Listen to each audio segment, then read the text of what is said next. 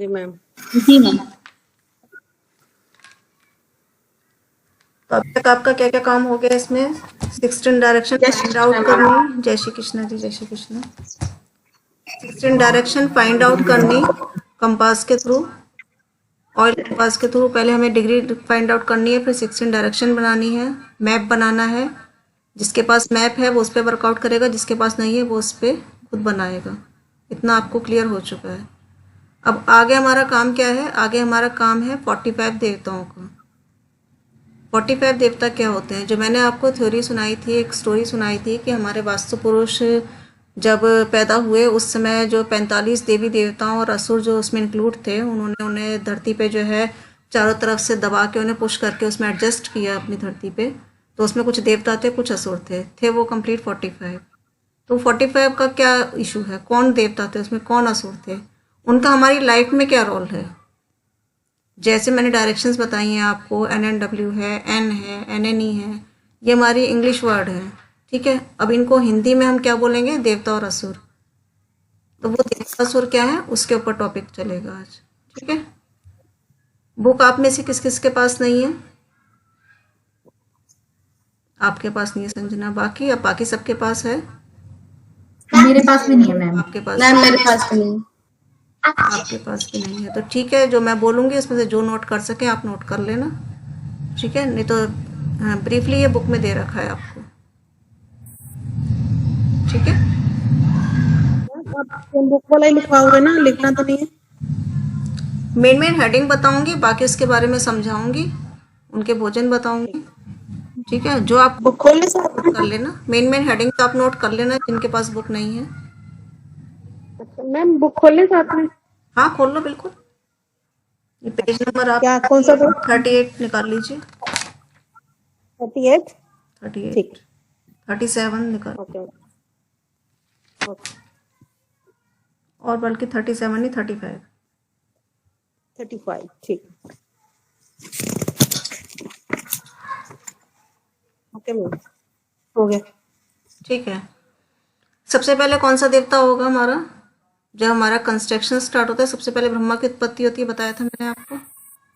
जी। जैसे ही हमारा construction start होता है, कंस्ट्रक्शन स्टार्ट होने के बाद हमारा जो है उसमें नीचे से भरत किया जाता है, प्लिंथ लेवल तक आती है हमारी दीवारें, ठीक है। जब प्लिंथ लेवल हमारा हो जाता है उसके बाद हमारे कौन सा देवता सबसे पहले जागृत होता है? ब्रह्मा।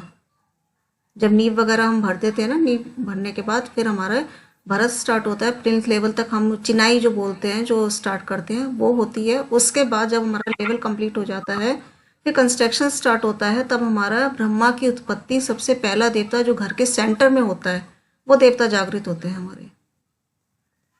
तो पहला देवता कौन हुआ? ब्रह्मा। ब्रह्मा के बाद ही सारे देवता आएंगे। हमारी सृष्टि किसके ऊपर चलती है? ब्रह्मा के ऊपर। जो हमारे ब्रह्मदेव ने हमारी नियति में लिख दिया, हमारे भाग्य में लिख दिया, वही हमारे संग होगा। जो हमारे घर में उन्होंने लिख दिया वही हमारे साथ होगा। तो इसका मतलब क्या है?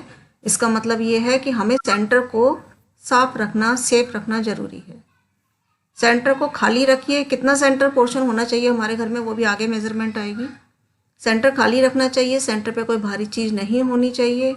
भारी चीज़ है तो उसकी रेमेडीज़, हालांकि महावास्तु में बताई नहीं जाती, कोई रेमेडीज़ नहीं है उसकी, फिर भी हम एक दो रेमेडीज़ करने की कोशिश करते हैं बिना उसे खोदे, क्योंकि सेंटर को छेड़ना बेवकूफ़ी है। मैम यहाँ पे सेंटर की बात आई है तो एक क्वेरी थी, अगर मान लीजिए सेंटर निकालते हुए वो सेंटर वॉल पे आया या किचन के ऐसे जगह पे आया जहाँ मेरे घर के केस में है, जो सेंटर आ रहा है वो फ्रिज पे आ रहा है और फ्रिज के पीछे की दीवार पे आ रहा है मैम। तो अभी तो मैम उसको मैं बाहर ही रख सकती क्योंकि और स्पेस नहीं है घर में। फ्रिज को तो हटाइए, जो चीज़ हटा सकते हैं उसे तो हटाइए। उसके बाद बगल में कबर्ड, वो उसकी स्टोरेज की कबर्ड बनी है किचन में, पूरा है। सेंटर आ रहा है। हाँ किचन में आ रहा है हमारा सेंटर, जैसे आपने लेआउट बताया था उस हिसाब से सेंटर किचन में पड़ रहा है। अगर हमारे वॉशरूम में आ रहा है और ड्राइंग एरिया के वॉशरूम लेआउटिंग कर रहे हैं तो वो हमारा भी वॉशरूम में आ रहा है, वॉशरूम और टॉयलेट के बीच की जो दीवार है उस पे आ रहा है।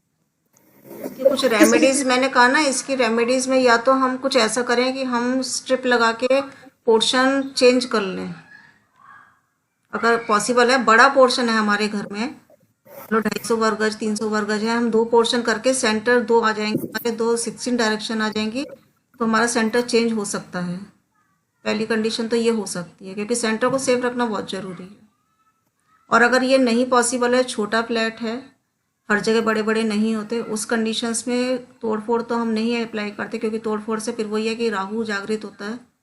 उसके लिए हम जो कुछ सिंपल रेमेडीज होंगी उसको हम अप्लाई करते हैं, उससे कुछ हद तक असर हो जाता है, लेकिन ज़्यादा असर हम नहीं कह सकते। 50% कह सकते हैं, 50% असर हो जाता है इससे। तो कहने का मतलब ये कि हम लेआउटिंग ऐसा करें कि जो सेंटर खुला हो, यहाँ कुछ ज्यादा प्रॉब्लमेटिक नहीं हो, ऐसा लेआउटिंग करने की बिल्कुल कोशिश बिल्कुल करें। करें। और सेंटर आप कह रहे हैं कि सेंटर आपका जो है कुछ भारी चीज़ आ रही है उस जगह पे, कर सकते हैं, जैसे फ्रिज है उसे तो रिमूव कर सकते हैं आप, कोई वॉल क्रिएट हो गई है उसे नहीं कर सकते, उसकी कुछ रेमेडीज हैं जो आगे बताई जाएंगी।